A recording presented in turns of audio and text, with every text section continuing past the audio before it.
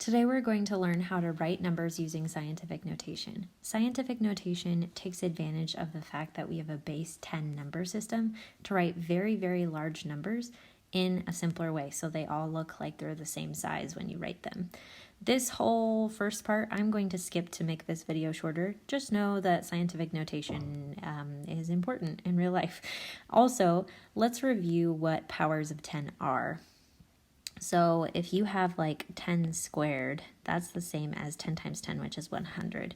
10 cubed is 10 times 10 times 10, which is 1,000. What's nice about our number system is that the power can be seen in how many zeros there are in that number. And then if you have 10 to the negative 2, that is 0.01 or 1/100th. Remember, a negative exponent makes it into a fraction. Well, because 10 is the base of our number system, in this case we can write all of our powers of 10 as a nice pretty decimal. So we're going to use these powers of 10 to our advantage to write giant numbers like this one right above my purple writing. Okay, so here's the scientific notation. Somebody else developed this. It has a rule. It is a form, and all numbers must be written in the form m times 10 to the n.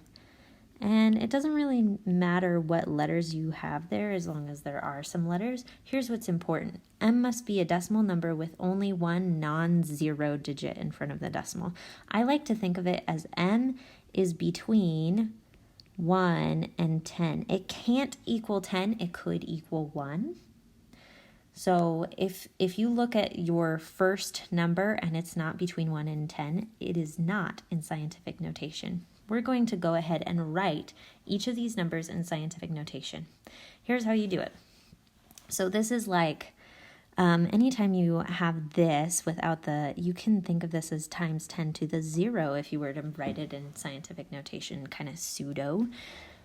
So we're going to write it as times 10 to the something else. Let's see, I need that first number to be between 1 and 10. It is currently very much not. So I'm going to put a decimal between 1 and 5. So it's now going to be 1.52 times 10 to the something. What power of 10 do you multiply 1.52 by to get 15,200?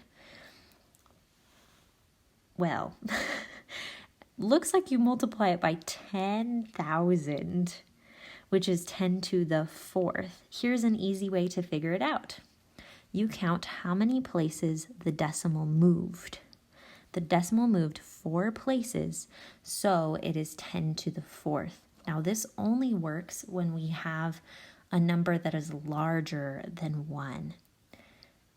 When it is smaller than 1, how the decimal moves, it actually moves in an opposite direction. So we're going to go through some of those in a minute. But they will have negative powers, meaning that they are fractions or decimals, right? So we're going to go over here and it's going to feel very, very easy. Okay, so we're going to put our decimal right there after the first non-zero digit. It is 5.23 times 10 to the something. How many places did that decimal move? It moved 1, 2, 3, 4, 5, 6, 7, 8, 9. So this is 10 to the 9th. Okay, next one. Oh, it's huge. But I know to put my decimal there, so it's going to be 1.93. And the decimal moved 1, 2, 3, 4, 5, 6, 7, 8, 9, 10, 11, 12, 13 places. So we're going to put it times 10 to the 13th. Okay, now when you have these small little numbers, you still do the same process. It's going to be 4.3 times 10 to the something, but 10 times 10 would make it bigger, right? It would make that be 43. 4.3 times 10 is 43. So we need it to actually get smaller than that, right? So we're going to say it was to a negative power. 1, 2, 3, 4 times negative 4. Okay, so ways to help you remember this. Remember that a negative power makes it 1 over the reciprocal. So this is a 1 followed by 4 zeros. And also remember, you probably learned that this is the tenths place, the hundredths place, the thousandths place, and then this is the 10,000ths place. So these are going to be fractions. If you have your number after the decimal, then when you're writing it in scientific notation, it needs to be negative because it is a fraction. All right, let's do one more. Oh my goodness, it's so massive.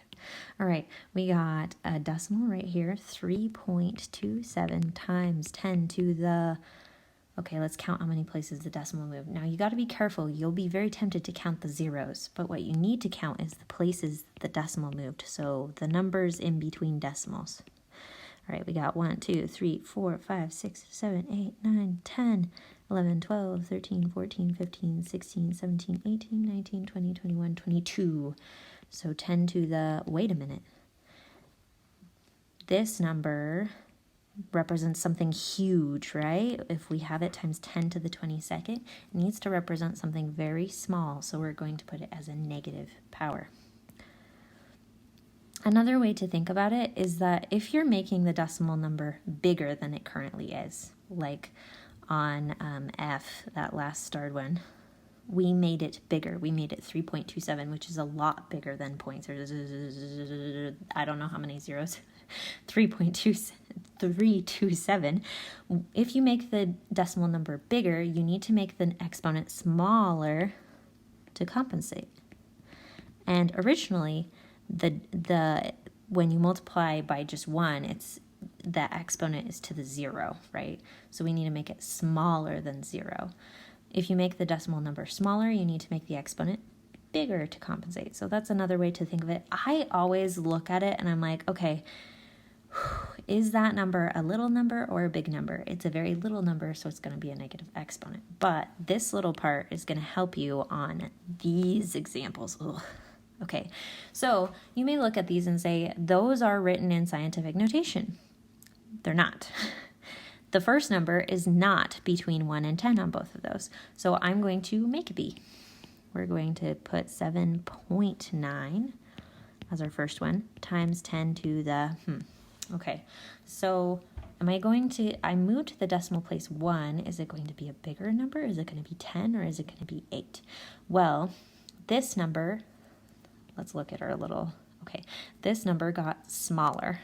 So to keep it equal, we need to make the second number that's being multiplied bigger. So I'm going to put 10. Now you could always, if you don't remember, you could always just add 9 zeros at the end and then count how many places the decimal moved that way, and it's 10 places. All right, let's go look at this one. Ooh. Ugh. Okay, so I'm going to put my decimal place there. So now it's 2.1 times 10 to the, okay, so this got bigger. So this number needs to get smaller, right? What's 1 smaller than negative 14? You're going to be very tempted to say it's negative 13, but remember that negative 15 is actually 1 smaller than negative 14 on our number line. You know, negative 14 is here, getting smaller and moves to the left. So you got to be careful on those ones. When you go smaller in the negatives, the number part actually looks bigger. All right, we're going to, so example 3, basically, if you have numbers that all have different exponents, then you can put them in order smallest to largest very easily by just putting the exponents in order from smallest to largest. So we put 9.8 times 10 to the negative 10 first, then 7.9 times 10 to the negative 6, then 7.9 times 10 to the 5th, and then 6 times 10 to the 8th. Okay, last two. Okay, now this is writing in standard notation. So that's just our standard base 10 notation. It has no times 10 to the. Now you may be tempted to say that these two are in scientific notation, but they're not. Remember, this one is not between 1 and 10. It's smaller than 1. And this one is bigger than 10. But they're not in standard notation either. They're just kind of hanging out there. So we're going to, now all you have to do is you have to find the result when you multiply, which is nice because we're multiplying by a big number, We're multiplying by 10 to the 6th, so we're going to move that decimal place 6 places to the right. So we moved from here, 1, 2, 3, and then 3 more places. So 3 zeros at the end. That's our number. This one, 39.86. So 10 to the negative 4th, we want to make it smaller because this is a little number, right? It makes it a fraction. So we're going to move 4 to the left now. 1, 2, 3, 4. There's where my decimal is. Okay, let's remove our old decimal. There we go. Okay, I'm going to put a 0 in front because I just always do. And that's our number. Good luck.